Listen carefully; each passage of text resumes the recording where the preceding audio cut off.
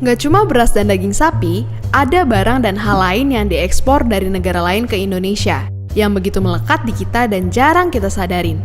Dan itu adalah agama kita. Sebagian kepercayaan yang kita anut ini masuk secara berkala di rentang sejarah Indonesia. Agama Hindu dan Buddha dibawa sama orang India. Agama Islam disebarkan oleh orang Gujarat dan Persia. Agama Kristen Protestan dan Katolik nyusul bareng orang Portugis dan Belanda. Dan orang Tiongkok pun ikut ngebawa Konghucu ke Nusantara. Tapi kalau dipikir, di sejarah panjang Indonesia pasti ada aja agama lain yang datang maupun tumbuh sendiri. Lalu, kemana perginya agama-agama itu? Kenapa agama resmi di Indonesia cuma ada 6? Singkatnya, ide tentang 6 agama resmi di Indonesia ini dulu datang waktu zaman Bung Karno. Alasannya, karena ke-6 agama inilah yang jumlah penganutnya bisa dibilang paling besar di negara kita. Padahal sebenarnya sejak dulu kepercayaan itu macam-macam sampai akhirnya sekarang ada 187 agama lokal di Indonesia. Sungguh sangat banyak. Bedanya, mereka lebih ngebentuk kelompok-kelompok kecil dan di sisi lain juga ditekan sama keadaan politik yang hasilnya penganutnya pun gak sebanyak 6 agama resmi yang ada sekarang. Tapi kalau begitu, sekarang gimana nasib 12 juta orang penganut agama-agama lokal tadi? Singkatnya, sejarah mereka itu kelam. Bayangin gini, ada suatu masa di negeri kita waktu orang-orang dengan kepercayaan yang berbeda dipaksa untuk milih agama resmi yang ada.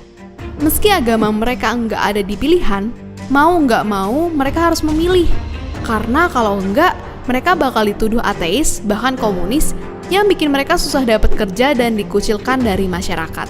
Di era ini pula, diskriminasi terjadi kepada masyarakat etnis Tionghoa yang membuat agama Konghucu sempat enggak diakui. Untungnya, sekarang keadaan udah berubah. Seenggaknya, para penganut agama lokal ini udah bisa ngeliat setitik harapan di balik langit yang selama ini mendung. Ya, karena sekarang pemerintah udah bisa nyantumin keterangan lain atau dalam tanda kutip agama ketujuh di kolom agama kartu identitas mereka. Tapi pengakuan kepercayaan ini belum betul-betul ngangkat agama lokal jadi setara dengan 6 agama tadi. Karena faktanya, di beberapa tempat, para penganut kepercayaan ini masih ngalamin perlakuan berbeda waktu ngurusin dokumen negara. Atau anak-anak mereka bingung waktu belajar agama di sekolah, karena pelajarannya nggak ada. Atau mesti ngadepin banyak tantangan, bahkan untuk sekedar beribadah sehari-hari.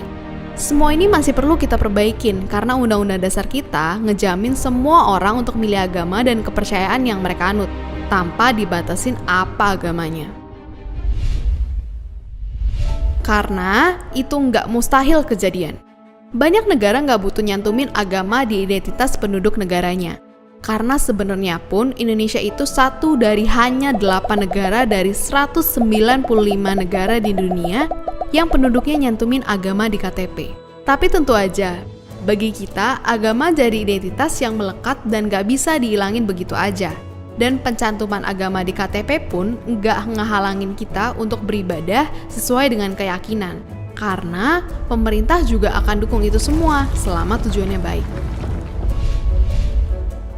Memang, aslinya kita perlu resapin lagi upacara bendera tiap Senin yang mungkin sering kita dengerin sambil bercanda sama temen. Ikutin pembina dan baca keras-keras Pancasila kita. Karena dengan begitu, kita nggak akan lupa untuk menghargai umat agama lain dan agama lokal karena mereka juga percaya pada Tuhan yang Maha Esa. Tugas kita lah untuk menjaga Indonesia jadi lebih damai dan terbuka. Dan seperti biasa, terima kasih.